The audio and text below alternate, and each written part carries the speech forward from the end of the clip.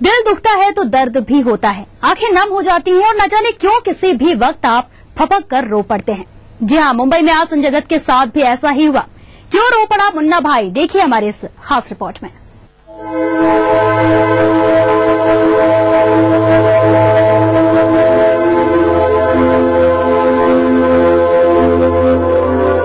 होली के रंगों और दामन के दाग को आंसुओं से धोने की कोशिश करते संजय।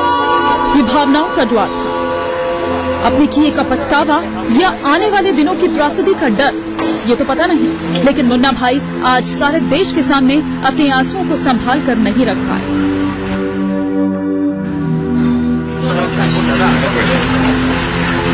आपको समाज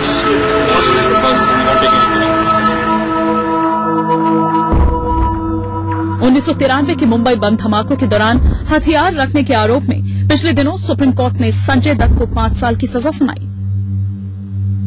1.5 साल की सजा काट चुके संजू बाबा को अब 3.5 साल जेल जाना है और इसकी उल्टी गिनती भी अब शुरू हो चुकी है। हालांकि सजा के बाद से ही संजय को माफी दिए जाने की मांग उठी और उसका विरोध भी। और शायद देश भर में हो रहे इस दो हल्ले ने ही आज संजय दत्त को अपनी चुप्पी तोड़ने को मजबूर कर दिया। दर्जनों कैमरों के सामने संजय दत्त आज सुबह अपने घर इंपीरियल हाइट से नीचे उतरे और अपने मन की खरी खरी कही।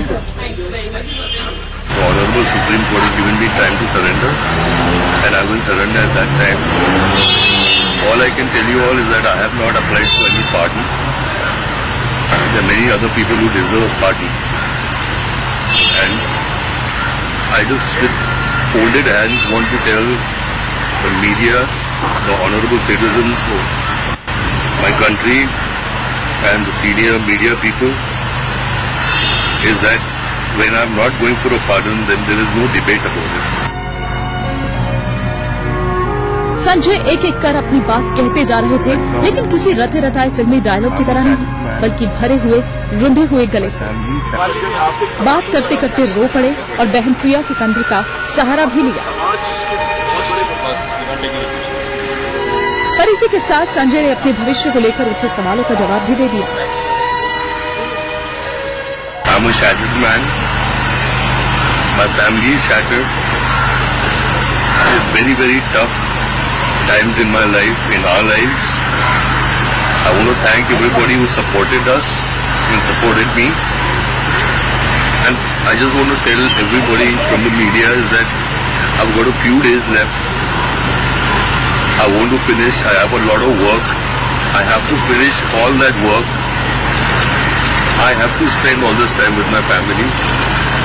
So I, with folded hands, tell you all is that just let me be in peace till the time I go in. दरअसल सुप्रीम कोर्ट के फैसले के बाद से ही संजय दत्त के मन में दो तरह की चिंताएं थी। एक माफीनामे को लेकर चल रही बहस पर अपना स्टैंड क्लियर करने के लिए, और दूसरा जेल जाने के बाद अपने परिवार और काम की। कहते हैं कि पिछले दिनों संजय को सांत्वना देने के लिए बॉलीवुड वालों का तांता लगा रहा, लेकिन वो सिर्फ कुछ गिने चुने लोगों से ही खुलकर बात करते। सलमान खान के साथ उनकी 5 घंटे तक मंत्रणा चली और अजय देवगन के साथ भी संजू ने खुलकर बात की। सूत्रों के मुताबिक संजय ने पिछले 5 दिनों में अपने भविष्य की योजनाएं भी बना ली थी। सलमान और अजय उनके काफी करीबी हैं, इसलिए दोनों से परिवार और फिल्म प्रोडक्शन के काम पर ध्यान रखने की गुजारिश की। अपूर्व लाखिया को फिल्म जंजीर की डबिंग के लिए वक्त दिया और टीपी अग्रवाल को फिल्म पुलिसगिरी का सेट तैयार करवाने को कहा। मुन्ना भाई भले ही अपने को मजबूत कर चुके हो, लेकिन सबसे बड़ा सवाल ये उठता है कि अब जब उनके सरेंडर करने में 3 हफ्ते से भी कम का टाइम बचा है, संजू बाबा सारा काम पूरा कैसे कर पाएंगे। पुलिसगिरी, पीके, जंजीर 2 और उंगली की शूटिंग और डबिंग का काम भी बाकी है। बची 2 फिल्में। मुन्ना भाई चले दिल्ली, अभी कागज पर है और डिश के आउट शुरुआती दौर में, इसलिए संजय इन फिल्मों से किनारा कर लेंगे। संजय दत्त की आंखों से बहने वाले आंसू उनके मन में मची हलचल की साफ गवाही दे रहे हैं। अब ये आंसू पछतावे के या फिर उन्हें होने वाली कड़ी सजा के, इसका जवाब तो सिर्फ संजय दत्त के पास है।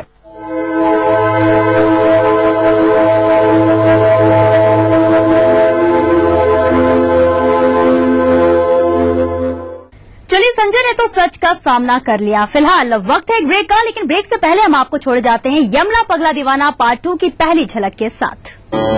यमला पगला दीवाना, ये महान मंत्र मेरी अंतरात्मा से उत्पन्न हुआ है। अपना लो इस मंत्र को, यमला पगला दीवाना। आज ही कलेक्शन कमाल किया यार। जियो जियो। ओबराय प्रणाम। अरे ओ गजोधर, कितने आदमी थे? एक सरदार।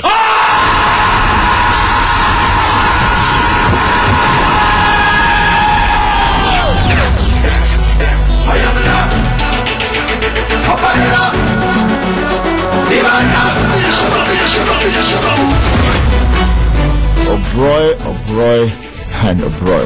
नई जिंदगी नए नाम। सारा पुराने नाम पर केस ही बहुत है।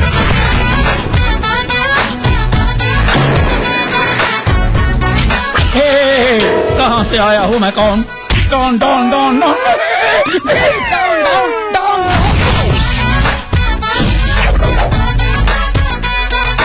बेटा तुम्हारा नाम क्या है? क्यों? क्योंकि मैं तुम्हारा नाम जानना चाहता हूँ। क्योंकि इसका नाम क्यों है? Hey, sweetheart. Feeling shy? मेरा सलमान वापस करो। जान दे दूंगा, लेकिन सलमान नहीं। बनारस में बंदर हमारी छत पर रहते थे, और यहाँ साला बंदर हमारे साथ एक ही छत के नीचे रह रहा है। सारी दारू पी के कल रात। तू जानता नहीं है कौन है?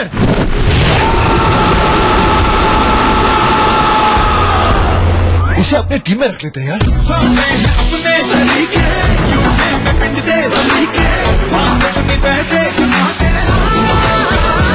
परमवीर तुम्हारा भाई है? इस रिश्ते पे तो हम पूरी फिल्म बना चुके हैं, कैसे एक्सप्लेन करूं? When Jut full tight, is full right.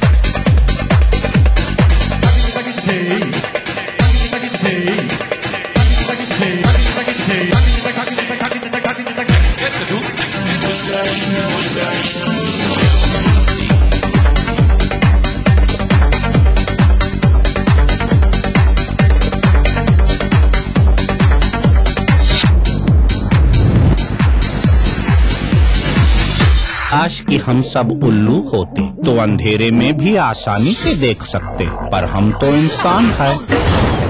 घर में करो वेलकम महिंद्रा पावरऑल इन्वर्टर को। महिंद्रा पावरऑल इन्वर्टर और HUPS करंट जिंदगी का।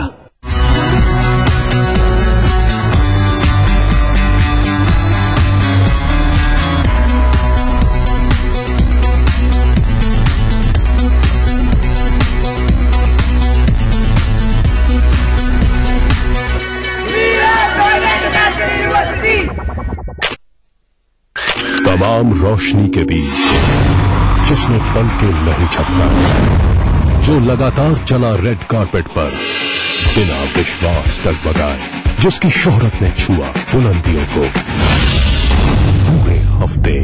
मैं पराग छापेकर उस कार को लाऊंगा आप तक, दिल से, हर रविवार दोपहर 3:30 बजे। शहर से, गांव से, यहाँ से, यहाँ से, इन गलियों से, यहाँ से भी न्यूज हर तरह की। हादसों का शहर, दिमागी बुखार से सभी तैयारियां। रोग फैल रहे, सियासत, बादलों सैकड़ों की जाने गई। हर जगह की। लखनऊ, मेरठ, कानपुर, वाराणसी, गोरखपुर, हल्द्वानी, बुंदेलखंड, इलाहाबाद। हर दिन 24 घंटे ETV न्यूज।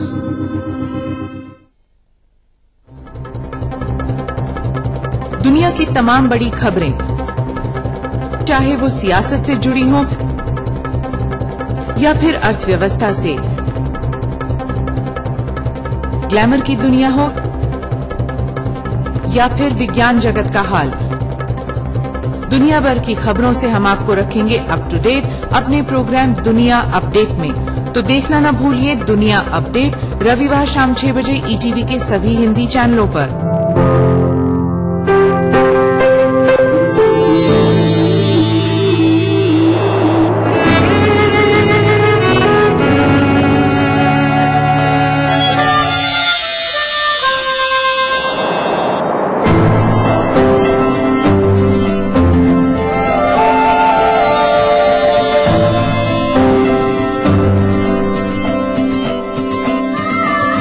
एहसासों से जुड़े नए रिश्ते बिखेरेंगे रंग।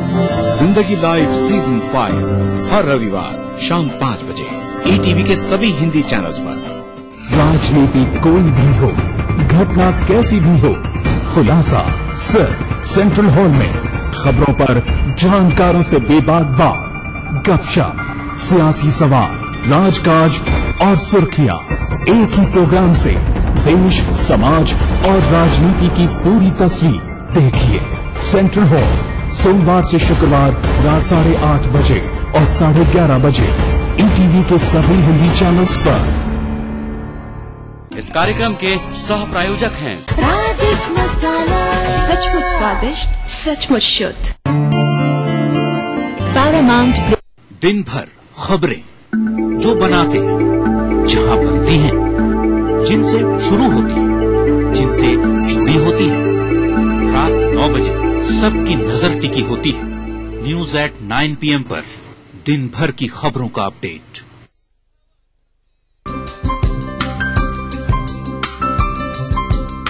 मां लाशऊरी तौर पे शेरों में आ गई, जन्नत में एक पेड़ गजल निकाली। हम लोग नए मुल्क बना सकते हैं, तहजीब की तकसीम नहीं हो सकता।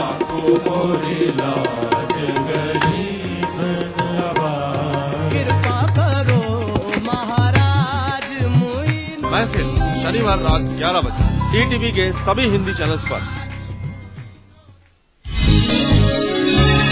लखनऊ और देहरादून दोनों राजधानी शहर जिनके नस नस में है रफ्तार। काम काज से जब मिले फुर्सत हर खासो आम जानना चाहता है राजधानी की हर एक घटना, हर एक बात जिनसे दिन भर रही हलचल। इसलिए देखिए राजधानी से इन समयों पर। इस न्यूज के सह प्रायोजक हैं कुबेर मसाला, स्वादिष्ट जीवन चाहे हर मन।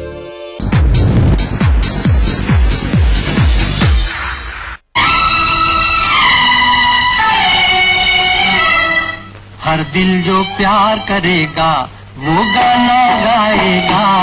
हर दिल जो प्यार करेगा वो गाना गाएगा।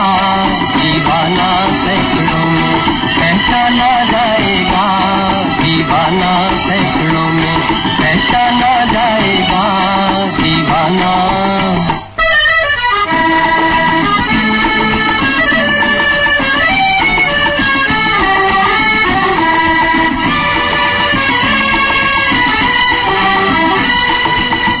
आप हमारे दिल को चुरा कर आँख चुराए जाते हैं।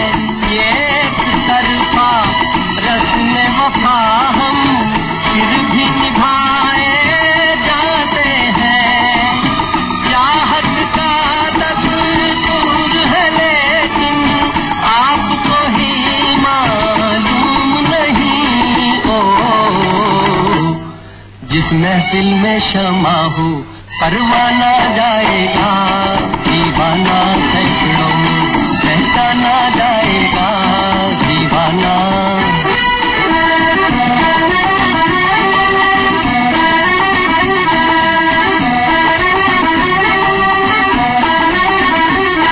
हर दिल जो प्यार करेगा वो गाना गाएगा। दीवाना सैकड़ों में पहचाना जाएगा। दीवाना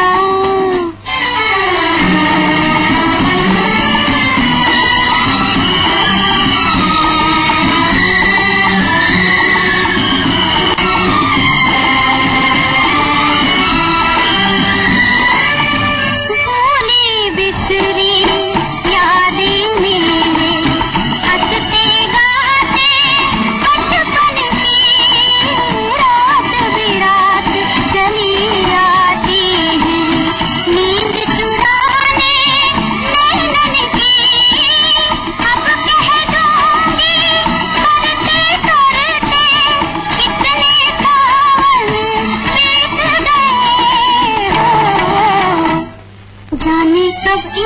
आँखों का शर्माना जाएगा, दीवाना सैकड़ों में पहचाना जाएगा, दीवाना।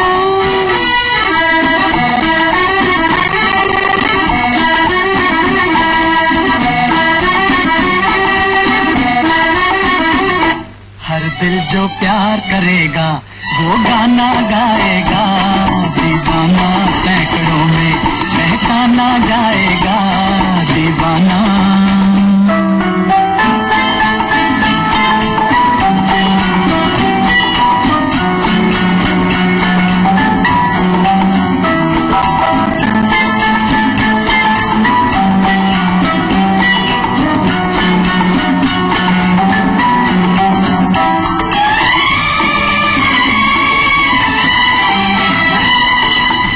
अपनी अपनी सबने कह ली, लेकिन हम चुपचाप रहे।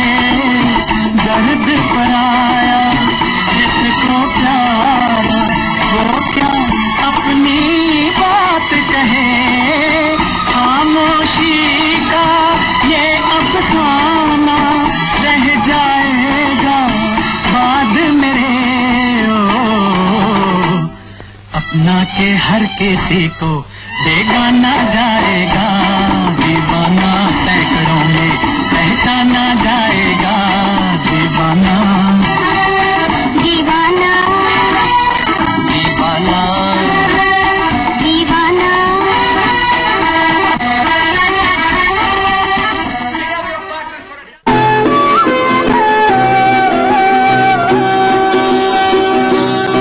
तुम अगर साथ देने का वादा करो, मैं यूं ही मस्त नगमे लुटाता रहूं।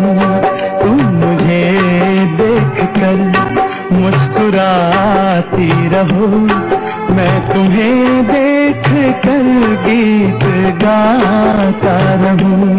तुम अगर साथ देने का वादा करो, मैं यूं ही मस्त नगमे लुटाता रहूं।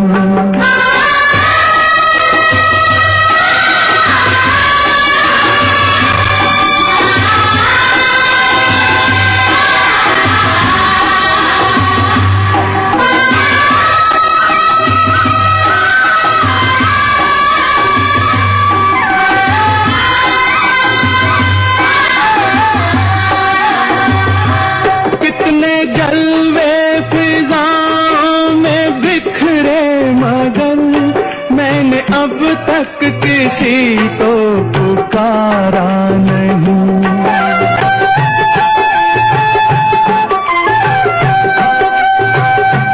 तुमको देखा तो नजरें ये कहने लगी, हमको चेहरे से हटना गवारा नहीं। तुम अगर मेरी नजरों के आगे रहो, मैं हर एक शय से नजरें चुराता रहूं।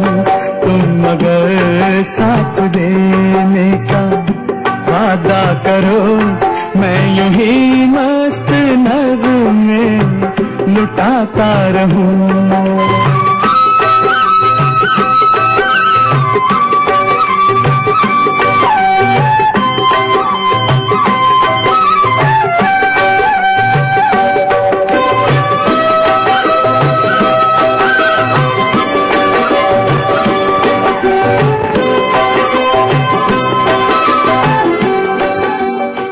तो फिल्मी नामों में आज बस इतना ही। हमें दीजिए इजाजत, कल फिर होगी मुलाकात इसी चैनल पर इसी वक्त। Till then take care and good bye.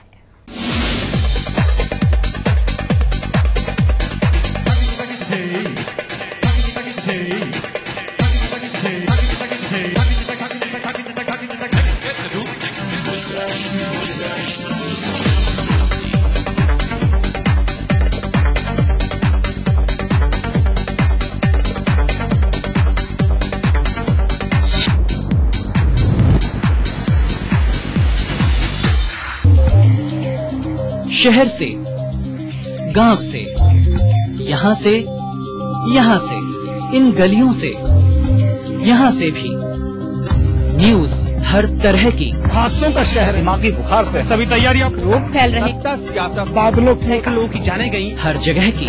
Lucknow, Meerut, Kanpur, Varanasi, Gorakhpur, Haldwani, Bundelkhand, Allahabad. हर दिन 24 घंटे ETV न्यूज।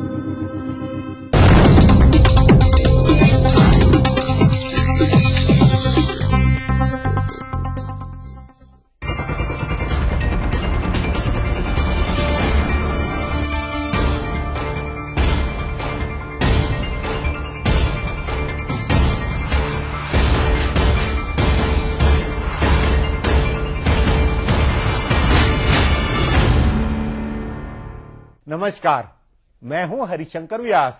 सेंट्रल हॉल में आपका स्वागत है। सब कुछ ठीक है या ठीक ठाक का एहसास महज सतही है?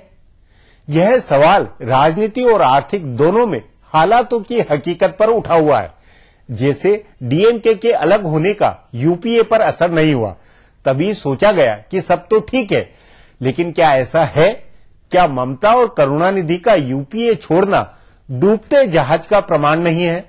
ममता और करुणानिधि के यूपीए छोड़ने के तरीके अलग थे। ममता बनर्जी ने पंगेबाजी के साथ यूपीए छोड़ा, मगर करुणानिधि ने मुद्दा बनाकर यूपीए छोड़ा। ममता बनर्जी ने पंगा लिया और करुणानिधि ने पिंड छुड़ाया। करुणानिधि और उनके बेटे स्टालिन मानते हैं कि कांग्रेस से उन्हें घाटा ही घाटा है। इसका कांग्रेस और यूपीए दोनों पर मनोवैज्ञानिक असर अधिक होना है। जाहिर है मनमोहन सरकार अंदर ही अंदर गल रही है। ऐसे ही आर्थिकी में हालात है। चिदम्बरम ने कायदे का बजट पेश किया, बावजूद इसके आर्थिकी खोखला रही है। आर्थिक संकेत चिंताजनक है। अपना मानना है कि सब ठीक ठाक नहीं है। राजनीति और आर्थिकी में लगे सुराख डुबोने वाले हैं। आज इस पर चर्चा है, मगर उससे पहले सुर्खियां और राजकाज। लेकिन सबसे पहले देखें ताजा गपशप। समाजवादी पार्टी के सुप्रीमो मुलायम सिंह क्या फिर वही गलती कर रहे हैं जो उन्होंने 2009 के लोकसभा चुनाव से पहले की थी? उस समय उन्होंने अपने सबसे करीबी सहयोगी अमर सिंह के कहने पर कल्याण सिंह को सपा में शामिल कराया था।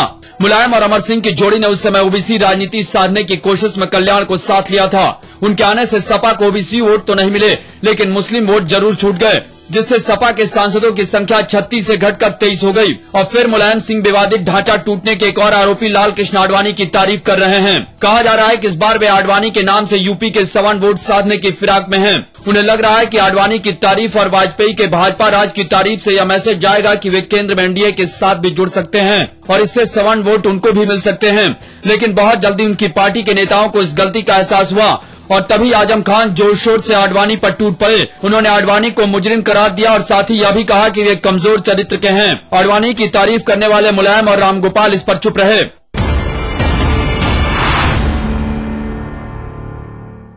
कांग्रेस अध्यक्ष सोनिया गांधी या उपाध्यक्ष राहुल गांधी जो भी बयान देते थे, पूरी पार्टी किसी न किसी तर्क से उसका बचाव करती थी। लेकिन पहली बार राहुल गांधी के बयानों का खंडन जारी हुआ है। राहुल गांधी ने संसद भवन के सेंट्रल हॉल में पत्रकारों से अनौपचारिक बातचीत में कहा कि प्रधानमंत्री बनना और शादी करना उनकी प्राथमिकता नहीं है।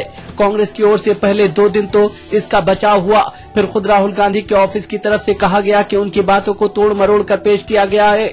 अब दिग्विजय सिंह ने जोरों शोर से राहुल के बयान का खंडन किया। जानकारों का कहना है कि कांग्रेस के शीर्ष नेताओं में इस पर चर्चा हुई है कि प्रधानमंत्री नहीं बनने वाले बयान का नेगेटिव मैसेज गया है। लोगों में राहुल की दुविधाग्रस्त और हिचक वाले सेनापति की छवि बनी है, तभी खंडन का फैसला हुआ है। लेकिन कुछ जानकारों का कहना है कि सोनिया और राहुल को समझाया गया है कि प्रधानमंत्री नहीं बनने वाली बात से पार्टी के भीतर कई पीएम के दावेदार खड़े हो गए हैं और बेवजह सबके बीच प्रतिस्पर्धा शुरू हो गई है। अगर पीएम के लिए राहुल का नाम आगे रहे तो ये विवाद नहीं होगा, तभी राहुल गांधी के पीएम बनने की बात कही गई है। लेकिन शादी नहीं करने वाले बयान का खंडन अभी तक नहीं हुआ है।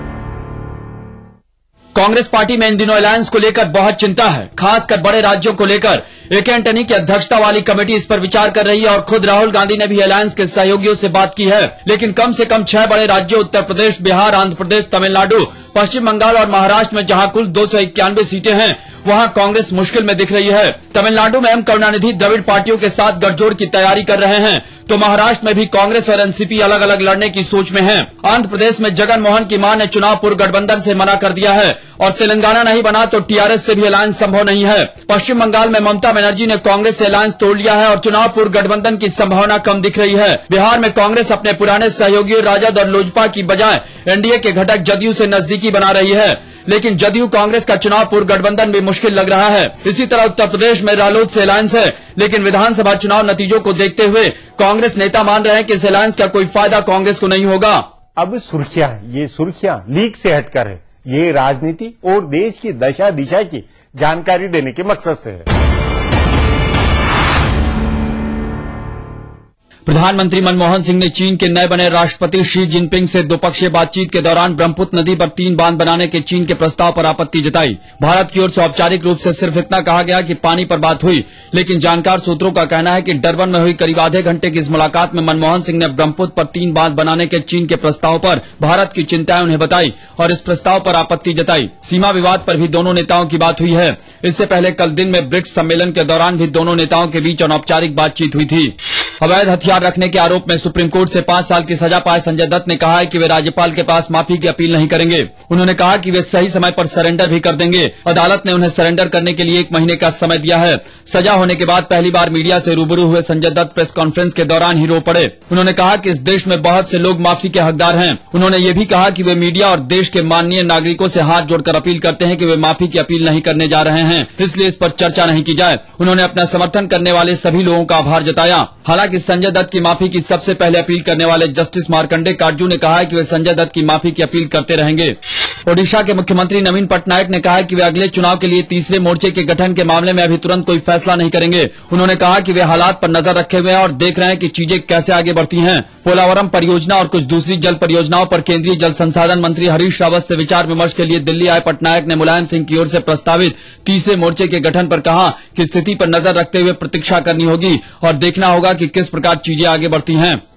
देश भर में हुए विरोध के बाद आखिरकार संघ लोक सेवा आयोग ने शीर्ष प्रशासनिक परीक्षा में अंग्रेजी की अनिवार्यता बनाने वाला प्रावधान वापस ले लिया है। संसद में हुए हंगामे के बाद यूपीएससी ने इस पर रोक लगाई थी। अब संघ की ओर से सर्कुलर जारी करके पिछले आदेश को रद्द कर दिया गया है। अब पहले की ही तरह अंग्रेजी और किसी एक भारतीय भाषा में क्वालिफाई करने की व्यवस्था रहेगी। इस क्वालिफाइंग परीक्षा का स्तर मैट्रिक या उसके समतुल्य होगा। इसमें सिर्फ क्वालिफाई करना होगा और इसके अंक अंतिम नतीजों में नहीं जुड़ेंगे। फिलहाल अब एक ब्रेक है, उसके बाद राजकाज की कुछ बातें होगी।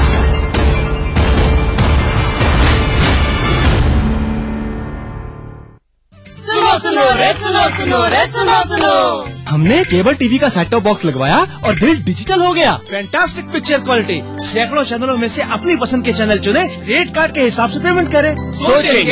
सोचोगे तो सोचते ही रह जाओगे। 31 मार्च के बाद 15 राज्यों के 38 शहरों में बिना सेटअप बॉक्स के कोई भी केबल टीवी नहीं देख पाएगा। लाखों परिवारों ने सेट टॉप बॉक्स लगवाया, अब आपका नंबर आया। सेट टॉप बॉक्स लगवाएं, डिजिटल हो जाएं। होम शॉप 18 भारत का पहला और सबसे बड़ा शॉपिंग चैनल अब आ रहा है आपके फेवरेट ईटीवी नेटवर्क पर रात 12:30 बजे अपने सबसे पॉपुलर प्रोडक्ट्स लेकर। खरीदिए वो पॉपुलर ब्रांड्स जो दिल्ली, मुंबई जैसे शहरों में लोग खरीद रहे हैं, सही कीमत और जबरदस्त डिस्काउंट्स के साथ। ऑर्डर कीजिए और पाइए प्रोडक्ट्स की डिलीवरी घर तक बिल्कुल मुफ्त। देखिए होम शॉप 18 के बेहतरीन प्रोडक्ट्स रात 12:30 बजे। देखिए ईटीवी उत्तर प्रदेश उत्तराखंड सभी डीटीएच प्लेटफॉर्म पर। डिश टीवी पर चैनल नंबर 823, एयरटेल पर चैनल नंबर 289, टाटा स्काई पर चैनल नंबर 163, बिग टीवी पर चैनल नंबर 416, वीडियोकॉन पर चैनल नंबर 782। देखिए आपका अपना चैनल। सिर्फ आस पड़ोस की खबरें ही नहीं, एक जिम्मेदार नागरिक के लिए प्रदेश के साथ देश भर की खबरें भी जरूरी, क्योंकि आपका वास्ता है उनसे। इसलिए देखिए राष्ट्रीय समाचार इस समय पर।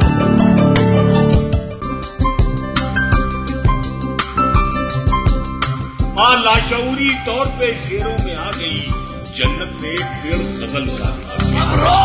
नए मुल्क बना सकते हैं, तहजीब की तकसीम नहीं हो सकती।